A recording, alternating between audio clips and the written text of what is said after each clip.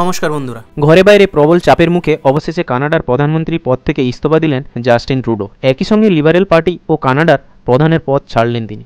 দলের ভিতরে যে তার জনপ্রিয়তা কম ছিল এবং ক্ষোভ দানাবান ছিল সে ইঙ্গিত আগেই মিলেছিল। এই ভিডিওতে দেখুন তিনি তার রেজিগনেশন ডিক্লেয়ার করছেন। I've also had a chance to reflect and have had long talks with my family about our future. Throughout the course of my career, any success I have personally achieved has been because of their support and with their encouragement. So last night over dinner, I told my kids about the decision that I'm sharing with you today. I intend to resign as party leader, as Prime Minister, after the party selects its next leader through a robust, nationwide, competitive process. নতুন নেতা নির্বাচনের জন্য 90 দিন সময় পাবে দল, ততদিন তিনিই দায়িত্ব সামলাবেন। অক্টোবরের মধ্যেই কানাডায় ভোট হওয়ার কথা। জনমত সমীক্ষা বলছে লিবারেলদের বিশ্বাসযোগ্যতা তলানিতে ঠেকেছে। সেক্ষেত্রে কনজারভেটিভদের জয়ের সম্ভাবনাই বেশি। কিন্তু কেন এই পদত্যাগ? 2013 সালে লিবারেল পার্টির নেতা হিসাবে দায়িত্ব নিয়েছিলেন জাস্টিন ট্রুডো।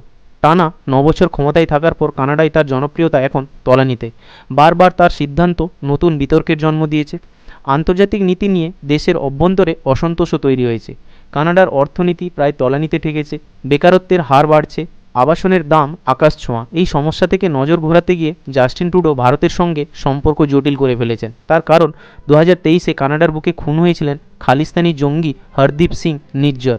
2023-এর সেপ্টেম্বরে কানাডার পার্লামেন্টে দাঁড়িয়ে জাস্টিন ট্রুডো দাবি করেছিলেন নির্জর খুনের পিছনে ভারতের সরকারি এজেন্টের হাত রয়েছে। ভারত এ ব্যাপারে তথ্য প্রমাণ চাইলে তিনি দিতে পারেননি।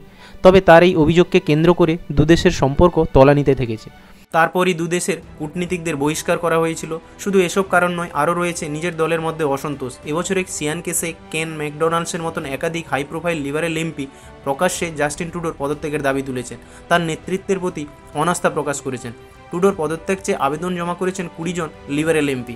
এরই মধ্যে ডিসেম্বরে কানাডার ডেপুটি পিএম এবং অর্থমন্ত্রী ক্রিস্টিয়া ফ্রিল্যান্ড ট্রুডো প্রশাসনকে আরও প্রশ্নের মুখে ফেলে দিয়ে পদত্যাগ করেছিলেন। তার দাবি ছিল ট্রুডোর ইউএস ট্যারিফ, অর্থনৈতিক স্ট্র্যাটেজি এবং পলিসি নিয়ে মতবিরোধের কারণেই তার পদত্যাগ। তার পদত্যাগের পরই ট্রুডোর উপর আরও চাপ বাড়তে থাকে তার দলের মধ্য থেকেই। অবশেষে ইস্তফা ঘোষণা করলেন তিনি। অন্যদিকে ট্রুডোর ইস্তফার খবর পেয়ে আমেরিকার ভাবি প্রেসিডেন্ট ডোনাল্ড ট্রাম্প কানাডাকে আমেরিকার সঙ্গে যুক্ত হয়ে যাওয়ার প্রস্তাব দিয়েছেন।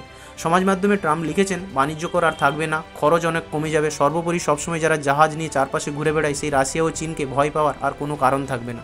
দুই দেশ মিলে গেলে একটি দুর্দান্ত রাষ্ট্র তৈরি হবে। এই পদত্যাগের পর নজর থাকবে ভারতের সঙ্গে কানাডার সম্পর্ক নিয়ে।